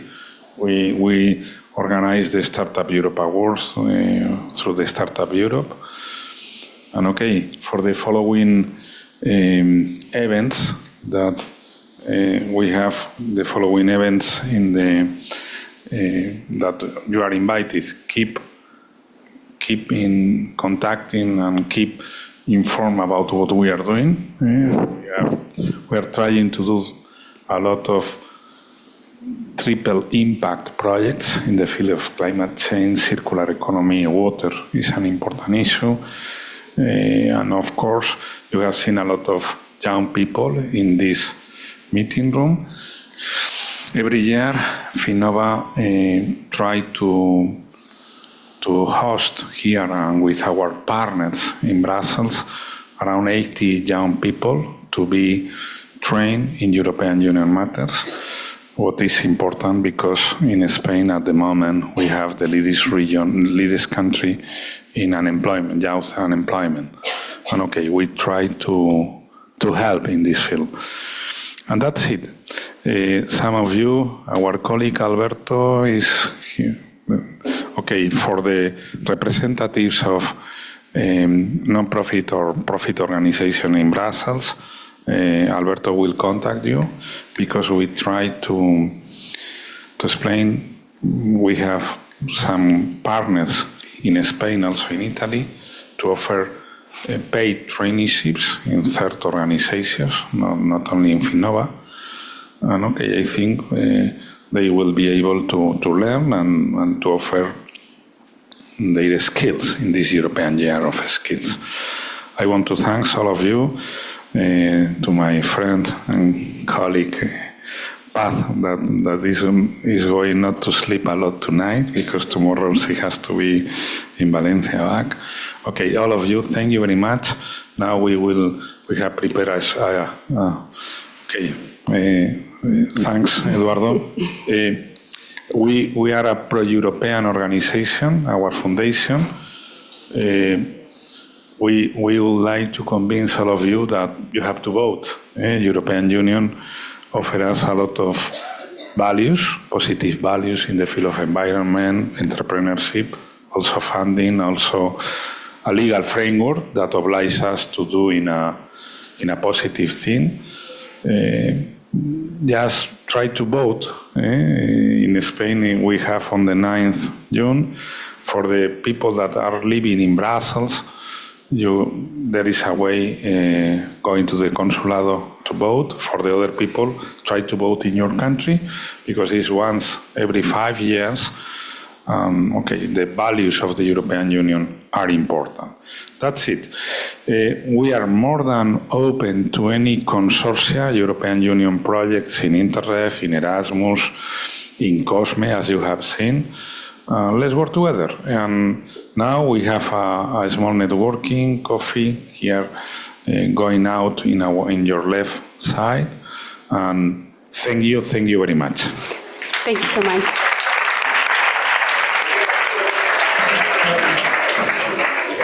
Falta una foto con los speakers.